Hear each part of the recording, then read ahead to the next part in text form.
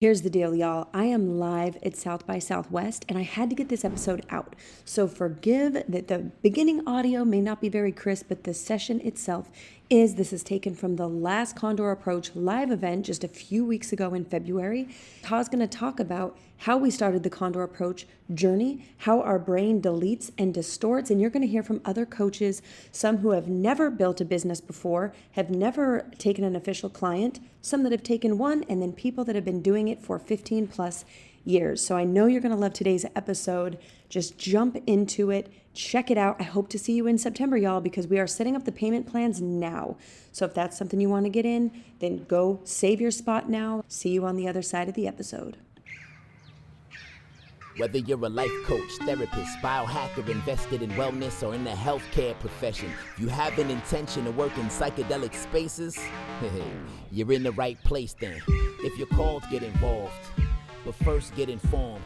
Let's talk the 4 N's: intake, intention, in-space integration, leading to deeper transformations. Psychedelic Coach Podcast, Tah Kole. Walk you through the process, it's all possible. Leave space for the follow through. Most importantly, integration is not optional.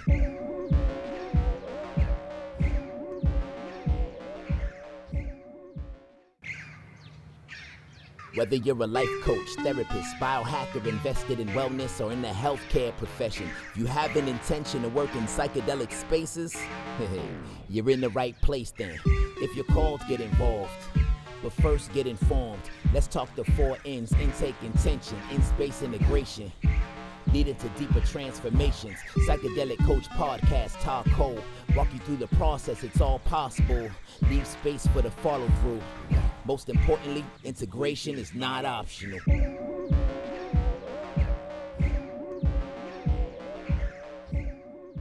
Work with people that you get them to do a print copy so it's not on their devices, because they can get distracted really easily. But after 3 weeks or so, if they want to put it in a tablet, it's fine. Handwriting is very important when it comes to this.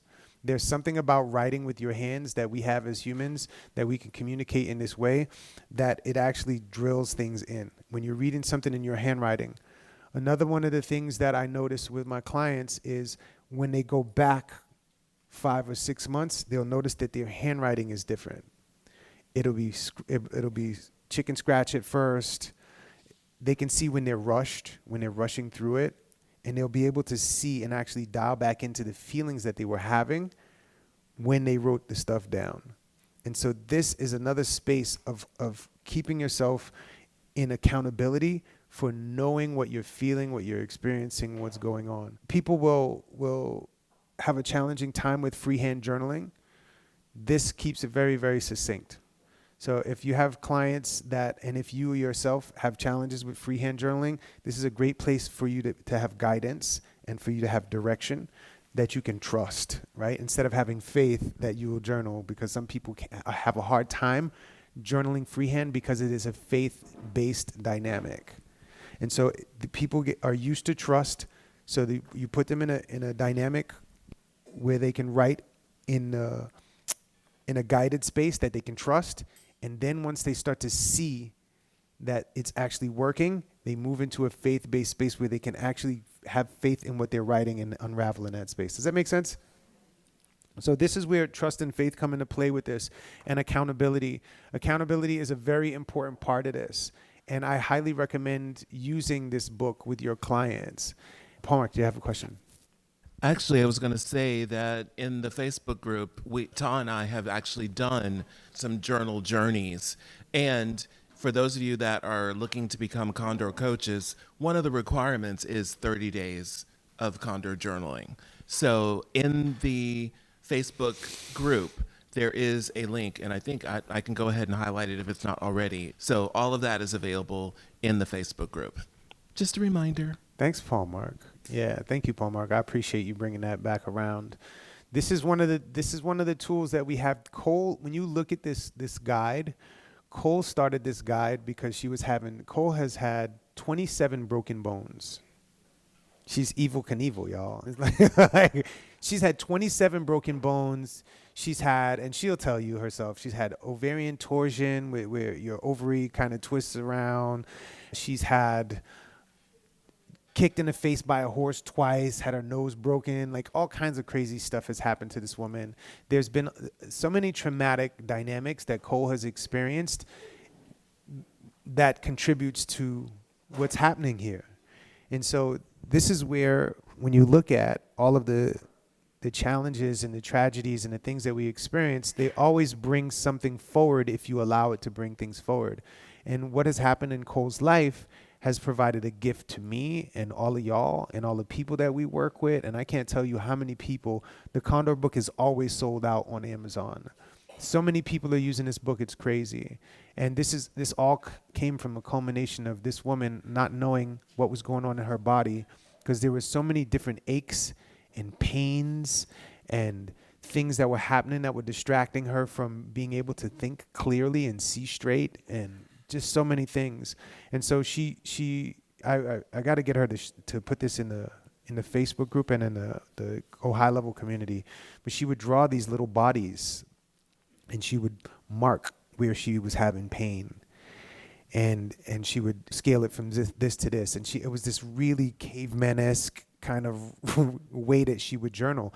And I was like, why don't you put that shit in the print? And she was like, I don't know, why don't I? And then she built this up, and we had this program called Meet Me in the Mirror.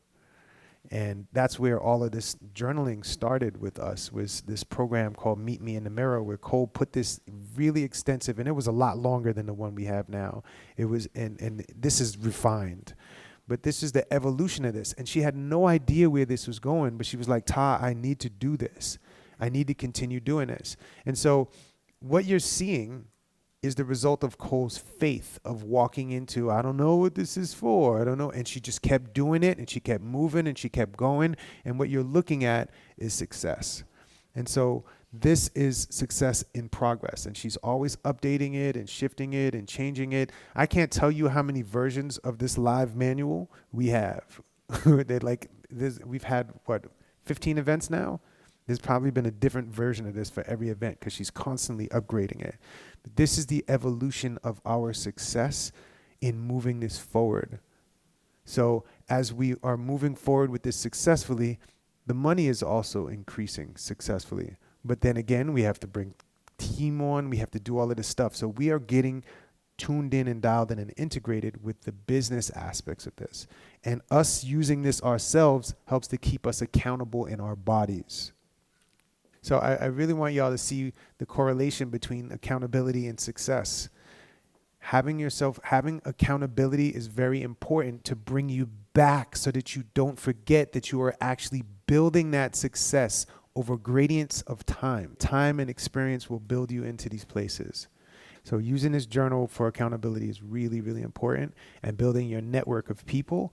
And as coaches, helping your clients to create that and establish that dynamic is going to change your whole game around results and what people get as far as their success. This is accountability. You're accountable to your actions, and you have this dynamic, and you have the data in front of you so that you can see the success happening. So success without accountability is a mess, right? And it's not that it's not success, it's just really messy. And so when we use trust to support your faith, you move into success spaces that are unlike anything that I've ever seen before. So I'm constantly keeping track. You'll always see me with a journal. Sometimes you'll see me stop in the middle of the seminar and write something down. I'm writing things down. The amount of information that's moving through our brains on a day-to-day basis is incredible. There are 3 things that our brains have to do in order for us to maintain data. Okay, to maintain what we're doing. It's called delete, distort, and generalize. And if you want to write those things down, I invite you to write them down. Delete, distort, and generalize. If your brain does not delete extraneous information, it will constantly be processing everything that's happening right now. So as I'm speaking, as you're leaning into this, can anybody repeat what I just said over the last 30 seconds? No, everything, like everything I said. No, so you had to delete it, because if you hold on to all the words, then you can't stay focused in the present moment. So your brain has to delete things. Okay. Then there's distortion. You may see a plastic bag, right, or or a cable on the floor, and oh my gosh, it's a snake, right? You distorted it into something different. So the brain will distort things for convenient spaces. The third space is generalize. Now, what are most of you sitting on right now? A chair, right? But this, I could sit on this and you could say this is a chair. You could say that bench is a chair. There's all these. So we will generalize things so we don't have to constantly delineate, is this a chair or is this not a chair? So delete, distort, generalize is how your brain moves information out of the way. So we have so many things, one second. We have so many things moving through us on a day-to-day basis that the brain has to move that away, especially if we're serving careers, we're serving kids, we're serving all of these constructs and all of these things. The brain will move everything out of the way to focus on something. And so we have to delete, distort, and generalize. Gabe, that's a great question. Thank you. The question was, is generalize creating constructs? And that is a yes, right? It is a yes, and we will generalize something into the space of, it's convenient to look at this back jack and call it a chair. Somebody wants, what's a back jack? It's a chair. There's a generalized space, so we don't have to think about that. Oh, it's a chair. I don't have to think about that anymore. What is that? It's a chair. What is that? It's a table. What is that? It's an apple, right? You have Gala apples. You have Granny Smith apples. You just rope it into this space so you don't have to think about it anymore. It's a convenient space. And so when we get into the position of deleting, distorting, and generalizing, we miss the fine details of things and the nuance.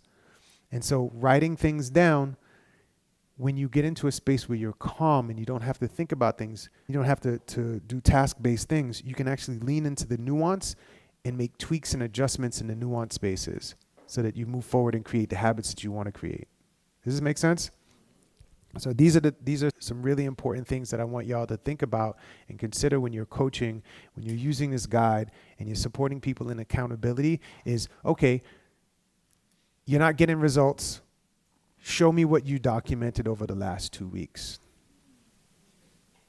Show me what you documented over the last 2 weeks. You're not getting results. Oh, this is terrible. Show me your sovereignty scores. Oh, shit. Right? And then when they pull the sovereignty scores, they're like, oh, my last 2 weeks wasn't too bad. But they're focused on one thing that was probably messing with them. And it doesn't let them see the actual gradient of success that's been happening over time. Does that make sense?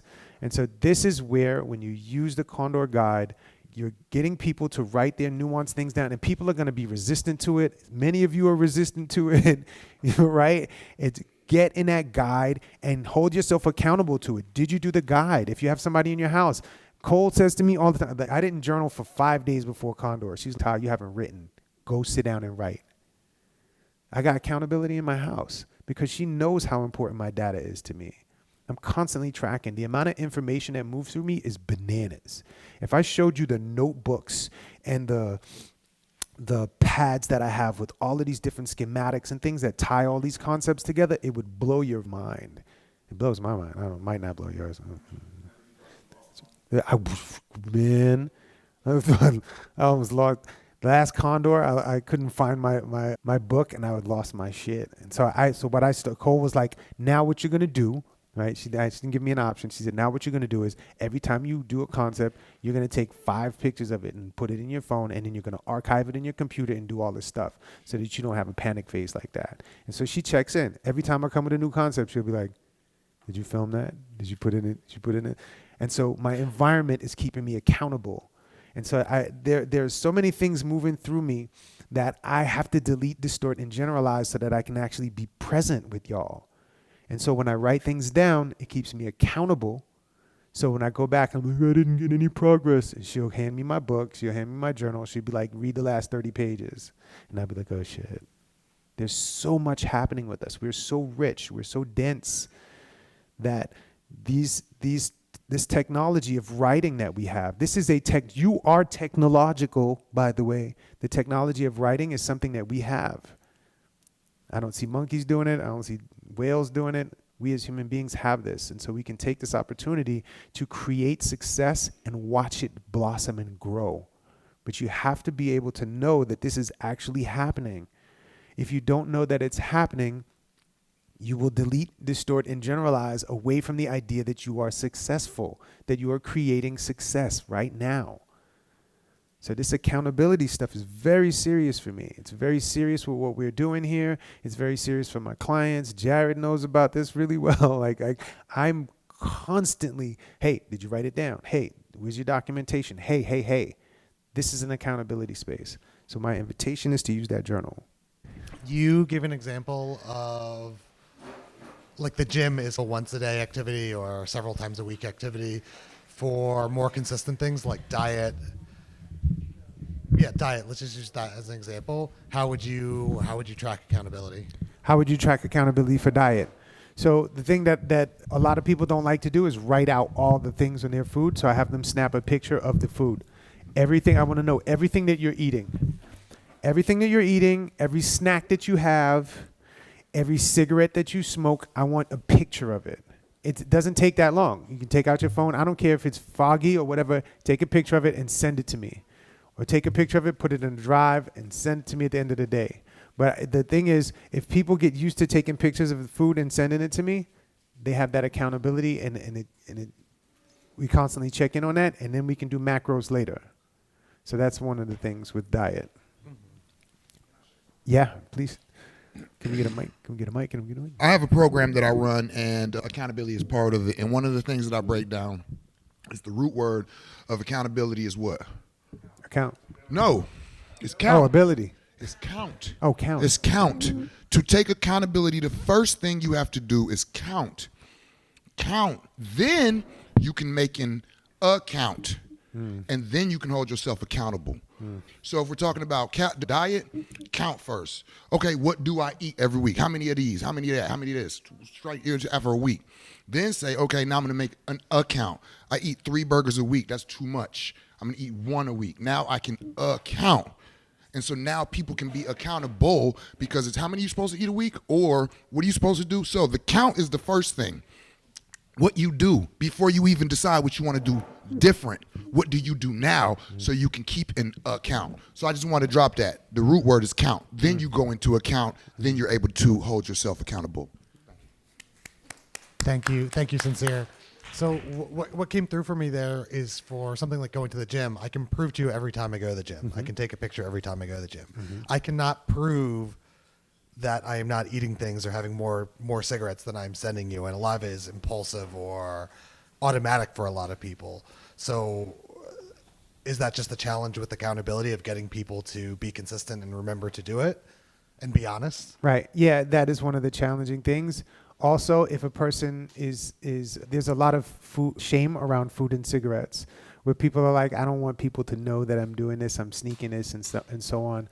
And so my invitation with people is to create a side journal for themselves where they can actually keep account of the stuff for themselves so they don't hide it.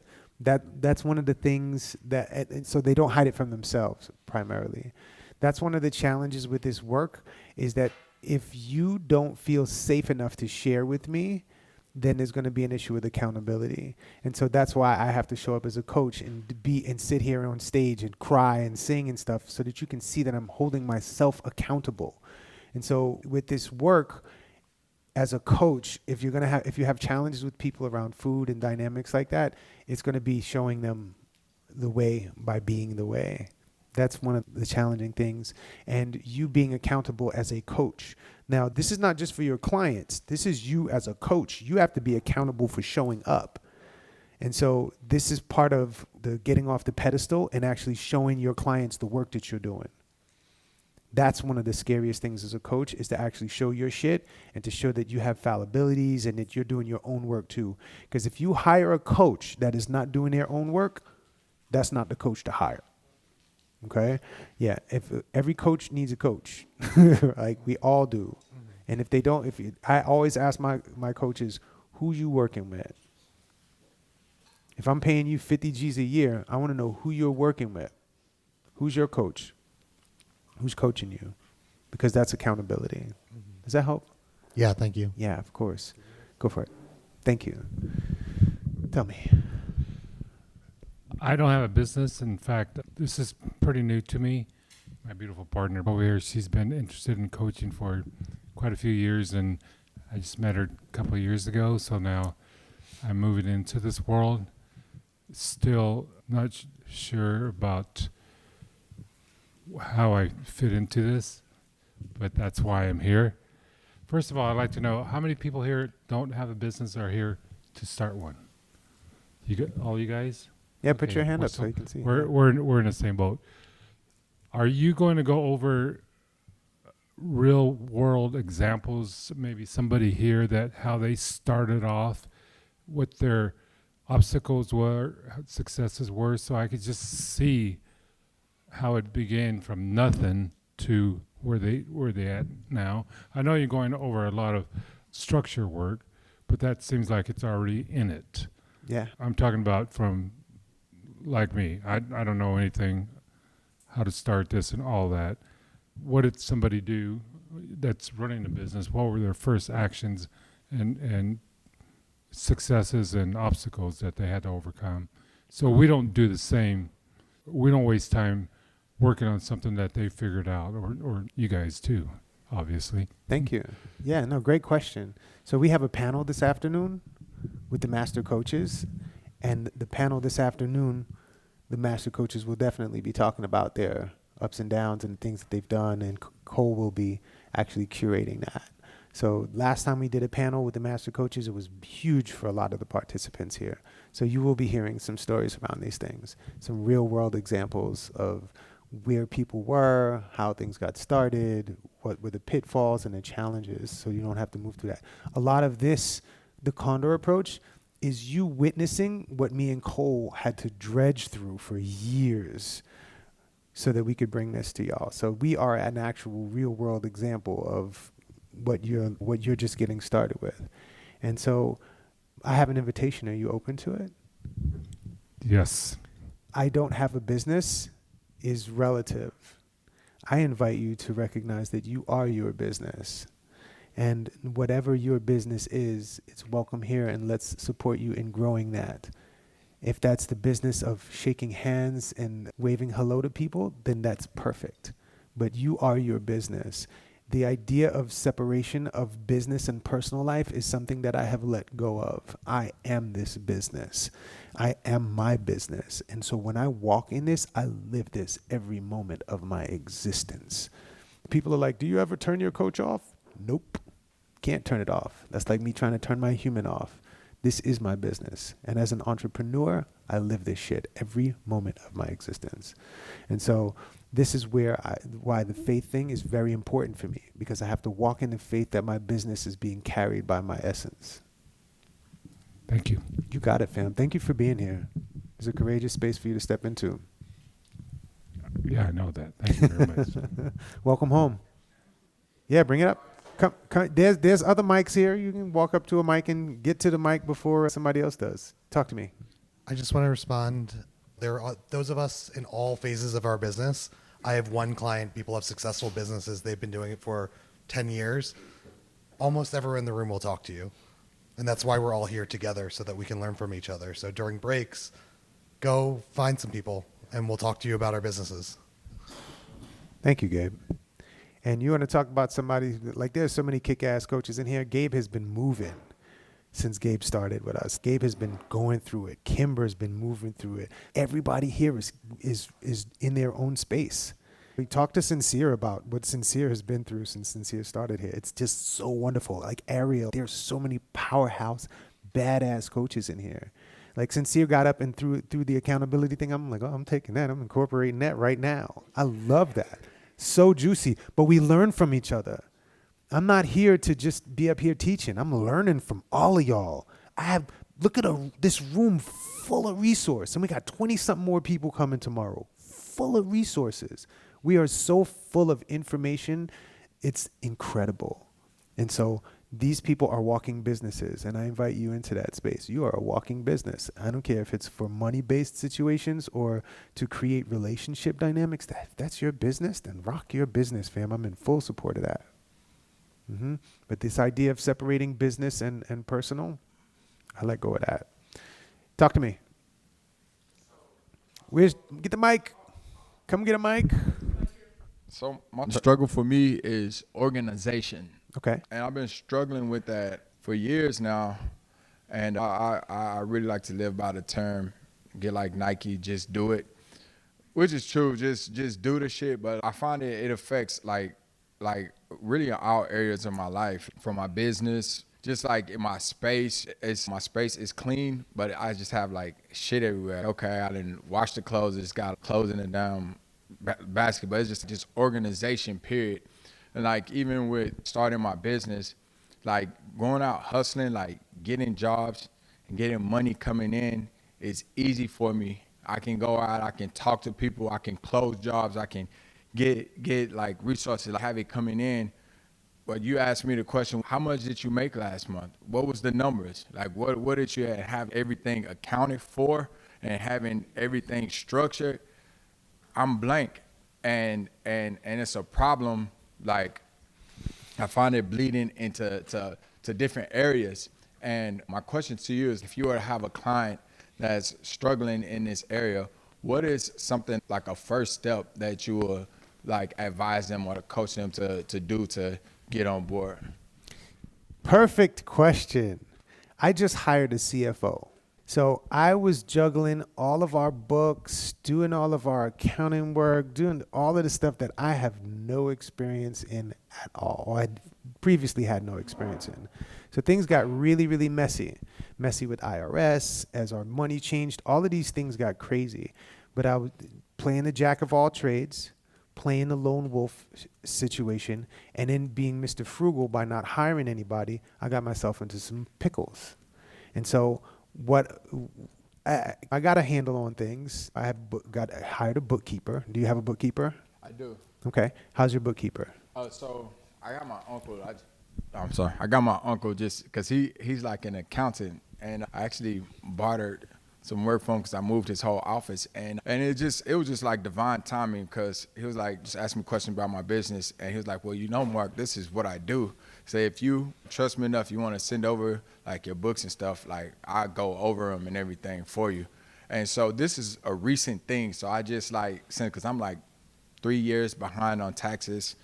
So I like just sent over all this shit to him, everything to him. So he's like having to work and sort everything out during tax season. But so that's the first step. But I don't know like exactly none of the data because this just happened. So this is something recent.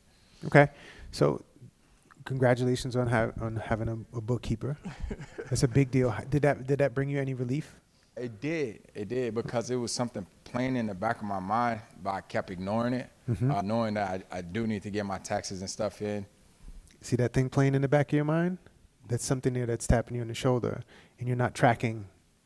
And so the first thing I'm going to invite you into is tracking how you feel when you have a bookkeeper, when you send the books over to this person. How does that feel in your body? And once you get familiar with how that feels in your body, you now have something to trust, that you can walk into the faith space of trusting something of something new. And so you have this person. So have you ever considered hiring a money coach or an organizer? How's your house? How's your home? My home I was just sit about this yesterday, but I'm like in the process of like decluttering.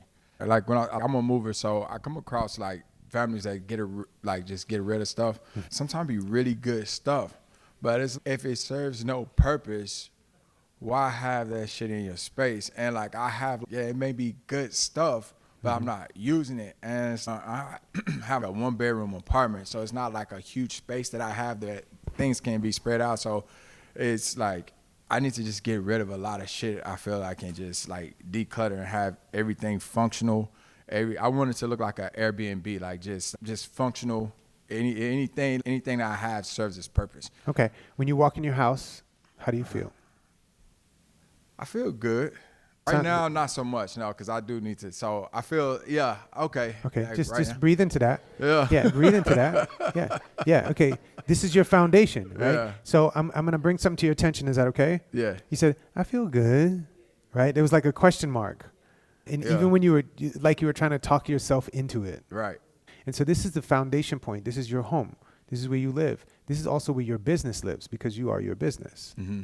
And so if your home is cluttered and you can't get things straight within your head, how are you going to get things straight with the business situation? So the primary space for you, from my vantage point, if you were my client, and which kind of you are because you're here, right, would be to get somebody to help you organize your place. Are you familiar with KonMari? KonMarie? KonMari is a Japanese art of tidying. And this woman, she wrote a book that was a huge bestseller, and she has a whole format around coaches that help people to organize things. Now, I have a woman that I send people to. She's in New York, but she can do things with you virtually. Her name is Pia Thompson. Okay. And she's awesome, and she will help you organize your shit on the phone. You go on a virtual tour with her in your house, and she'll be like, does this make your heart sing? Does this feel really connected? She'll go through your closets with you, all of this stuff to help you declutter your home and make sure that the things in your home are aligned with you. But these people are very, very, Pia was here. She came to Condor like 3 Condors ago. Some of y'all met her. She's pretty dope. But she's been on TV with this stuff. Like, she's dope. And decluttering the household, big thing for your business. And once you get clear and you can actually sit in yourself, like, because you were like, I don't know, I'm in a 1-bedroom apartment. Are you being honest with yourself? And so tracking yourself when you walk in your house, get in the Condor book and tracking yourself. Are you feeling sovereign? Are you feeling like you're a slave to all of these items in your house?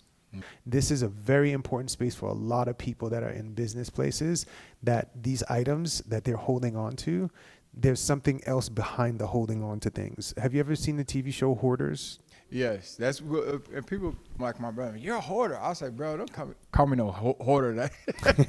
What you call me? But then when I look at it, I'm like, man, I'm like low key hoarding this shit. So I was like, this is a real dynamic. Yeah. My great grandmother had a house full of magazines, and she put dollar bills and $5 bills in between the pages, and she had these magazines stacked to the ceiling, and she couldn't think straight. Like, it was crazy. And when she passed, they went in her apartment and they were like, holy shit, hoarding is a thing. But there's a lot to situations and circumstances when we didn't have things as kids, or if our parents didn't have things and we get into a scarcity mindset, it's hard to let things go. And so tracking yourself with this can be a big deal. If you won't let go of old systems and old ways of being, it's going to be hard for you to walk into faith, because you're trusting old systems, you're trusting old things to hold space for you. And this is why this conversation around trust and faith is very important. Do you have faith that you can walk forward into the new space and let those things go behind you? And so this may be an opening space for you. So my invitation for a person in your position would be, can you get somebody to support you in decluttering your home, clearing your space out, making sure that the items that you have are items that bring you joy, that light you up. Like, I just got rid of all my clothes. Like, I had all this shit in my closet that I hadn't worn in 2 and 3 years, and I just don't feel functional for me. Like, this is very, for me, being up on stage with a black shirt on. How many of y'all see me on stage with a black shirt on? No, I'm always wearing loud ass colors. I got rid of all my clothes because they just don't feel connected right now. Yeah. And so when I walk in my closet, I turn around immediately. It's not feeling connected anymore. But then it's, what if I want to wear this next week or next month or 2 years from now? This is you being a slave to your items. And that being a slave to your items inside your home, the place that is yours, that's your sanctuary, is a foundation point for your business. This goes for all of y'all. All of y'all. If you have stuff in your house that's cluttering you, it's going to hold back your business space. Because I'll give you an example. I had this one client that I was working with, and there was this huge mystery of why every time they walked in their house, they would start yelling at their kids, angry at the wife, throwing shit around. Like, they would be chill at work all day and come home and just be livid. And so it took like 4 or 5 months of pulling things apart. And I was like, can you get on a video when you're on your way to your house with me? And yeah, cool. Get on. I'm on a video with this person. They get out the car, and he's like, I can feel it right now. I can feel it already. Walking up to the door, walks in the house, and he's like, I feel all this rage in my body. And I'm like, okay, stop. And I'm like, look around your house. What do you see? Look at the floor. Do you like the carpet? I love my carpet. I love this rug here. I love this. Da, da, da. Okay, what's on the left? There's this armoire with all these things in it. Do you love that? Oh, man, I love that. And look to your right. And I said, now look in front of you. And he's like, that fucking picture. And there was a painting on the wall of somebody in his wife's family. Like, I it was a grandfather or something on the wall. And he's like, this fucking painting. As soon as he walked in the door, the painting of this person that he loathed, this painting, never met the person before, but this painting was there. And I was like, why don't you take the painting down? He's like, I can't take the painting down. My wife will kill me. I'm like, did you ask your wife? He's like, no, I can't ask my wife. But that's every place that we've moved, she's moved this painting. And I'm like, can you get on a call with me and your wife? And I get on a call with me, him, and his wife. And I'm like, hey, what do you think about this picture? She's like, yeah, it's a family heirloom. It's just something that's been in the family. I'm like, are you okay with taking it down? She's like, oh, we can take this picture. Then we can burn this picture if you want. And so he took the picture down and just put it in a garage because he didn't want to get rid of it. Everything changed. Relationship with his kids changed. Relationship with his wife changed. Relationship with his money and his business. Everything changed from that one painting that he was walking in his house. Walking in his house and not feeling safe because he knew his body in the background. I wanted this painting gone. I can't stand the way it looks. It makes me feel a certain way. Nuance. I had this guy tracking and doing all this stuff, couldn't find anything until we walked in that door. And I was on a video. And I'm like, what's going on in your house? This is very important stuff, y'all. The things in your house can keep you prisoner if you're not aware of it. I've had other people that the paint on the walls, if there's a chip in the paint or if there's popcorn ceilings they couldn't stand, I'm like, get rid of the popcorn ceilings. Some people hate that shit. You know those ceilings with the terrible 1975 ceilings, right? These are things that I want you to pay attention to. Because if you're looking to move your business into another space, or you're looking to move yourself into another echelon, and your home is not an ashram for you, this is an issue, y'all. This is an issue. So if that's where you want to, you said you want some place to start, that's the start. Okay? Does that help? That helps. Cool. Thank you for asking the question, family. Is this helpful to anybody else in the room? Okay? This is why whenever you have a question here at Condor, it's not too small of a question. Okay, it's always important because there's nuance in these things that you may not be looking at. I have really open lenses to see things like this. It's one of the gifts that I have, and it's also one of the talents that I've created for myself. It's one of the things that I bring to y'all. And so when you get into these nuanced spaces, you'll be able to see these things with your clients, but you got to see it for yourself first.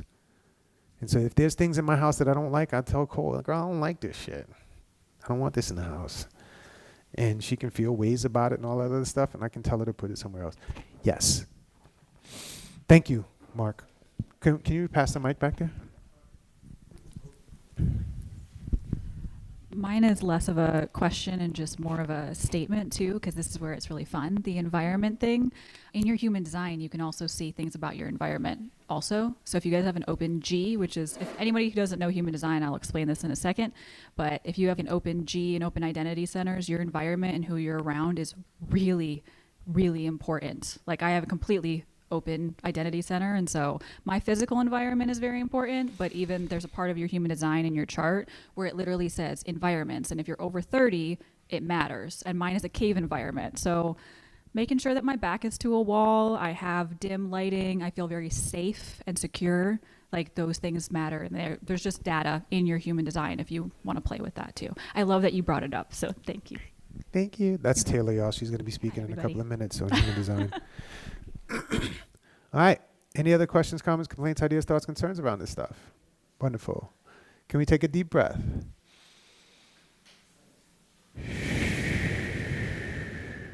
Your landing place is very important, y'all.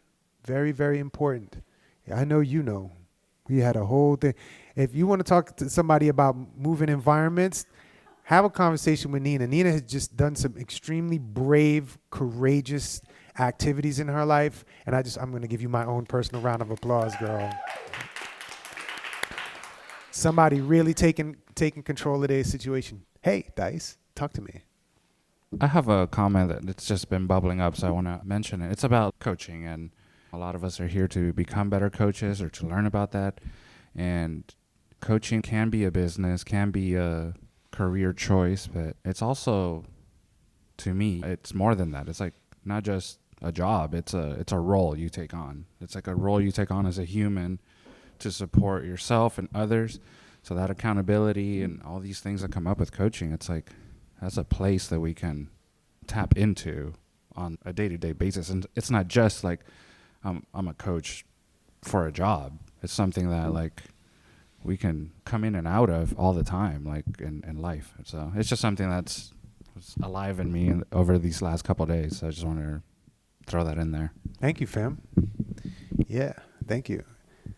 This is coaching is something that we're always doing, y'all. And thank you for this, Dice. One of the things that Kole was saying yesterday, she was asking y'all how y'all felt about the word coach. And I couldn't stand coach because when I was a kid and I didn't know that I had trauma, I had coach trauma. I had coach trauma. When I was a kid, I was on a basketball team because my brother and my father loved basketball. I didn't like basketball, but I played basketball because I thought that's what I needed to do because my brother and my father were into it. And I was on the basketball team. I'm gonna use some language that may not be cool for most people, but I'm gonna use it anyway. This basketball coach looked at me and he said, "You'll never be a ball player." He said, "You'll never be a ball player." I was in the 7th grade, and he said this to me. And he was so nice to the other kids, and he was shit mean to me because I wasn't a great ball player for him. And so after that, I never touched a basketball until I was microdosing. Gosh, it was when I first got to Austin. It was 2019. I was microdosing, and there was this old gray basketball in the backyard. And this is when me and Kole were personal alignment specialists, strategic personal alignment coach, all this stuff, everything but a coach. And I took this gray basketball and I went to the park and I dribbled all the way to the park and I got in front of the hoop and I shot the ball and it hit the thing, and all I could hear was, "You'll never be a ball player. Nigga, you'll never be a ball player." And I just kept shooting the ball. Tears streaming down my face on this one microdose that I had. A friend was like, "You got to try my microdoses."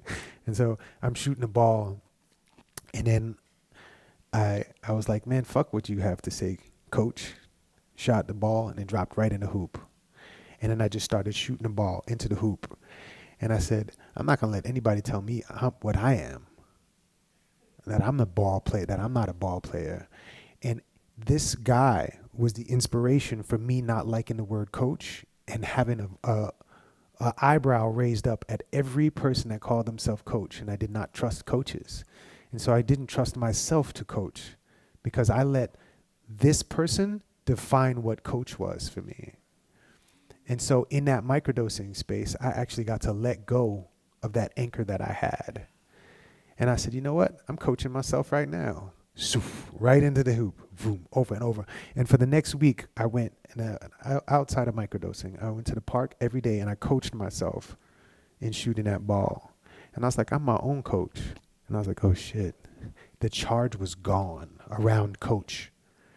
And so I started to really lean into the idea that we are always coaching ourselves and each other. Now, if you get paid to coach, cool. If you don't get paid to coach, cool. It's still what we all do. We are all coaching each other in one way or another. And to coach is to bring out the greatness in another person or to support the greatness coming out of a person. I can coach myself. I can bring the greatness up and out. And that's what we're here to do. So thank you, Dice. Appreciate it.